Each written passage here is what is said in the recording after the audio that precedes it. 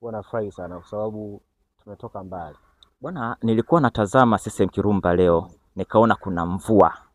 Na Yanga amekuwa anapata shida kwenye mazingira ya mvua. Na leo Mwanza mvua imenyesha. Tutarajie nini? Mimi nafikiri tutarajie tu maafa kwa timu yoyote, especially mgeni. Unajua kwa sababu gani? Maafa akiwa na maana gani? Kwa sababu tulishuhudia pia kwenye uwanja wa Jamhuri Dodoma, wakati Yanga ametoka kucheza na TRA, wakatoka na suluhu ya tasa kwa tasa. Unakumbuka wakaenda Dodoma kucheza na Mtibwa Sugar. Mtibwa ambao walikuwa wanatumia uwanja wa Jamhuri Dodoma kama uwanja wa nyumbani baada ya uwanja kukosa uwanja kwa huu msimu. Sababu Manungu Turiani kwa inafanya marekebisho, sio?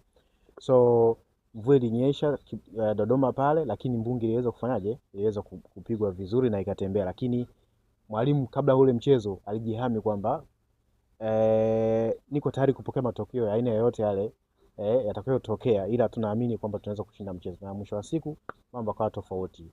Mtibwa akarejea dakika za mwisho kabisa kuelekea mchezo kutamatika. Kwa hata hii CCM Kirumba mimi nimefika pale mara nyingi sana.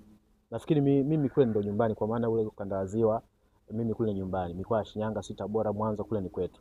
So na ujue uwanja vizuri. Mvua ikinyesha, of course kuna namna kidogo uwanja unakuwa haupo kwenye standard ya kuweza kutembeza ball iweze kutembea vizuri. Kwa hiyo kesho, kwa aina ya wachezaji wa Yanga, aina ya wachezaji wa Pamba wanaojua, ndio maana hawajapoteza mchezo wote nyumbani, umeelewa?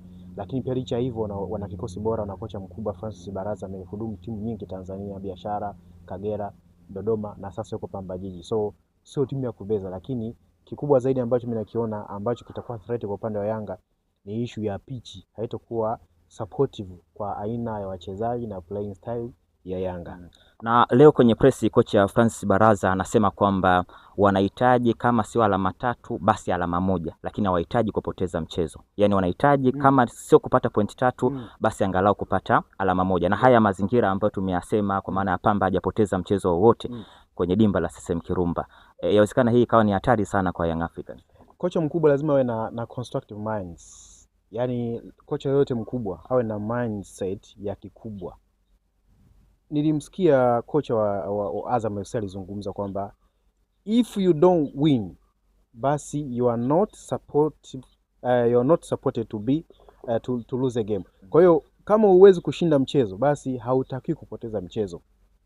Hii ni kauli ya makocha wengi wakubwa duniani, kwamba basi kama umeshindwa kushinda, plani zote zimeshindwa, basi usipoteze mchezo. Na ndio maana Ibenge siku ile baada ya kuona kwamba amewakosa Simba dakika 80 sasa ikashindikana, basi kaanza kutoa washambuliaji, kaingiza viungo wa kabaji na mabeki asipoteze mchezo. Na alifanikiwa. Azam tuteza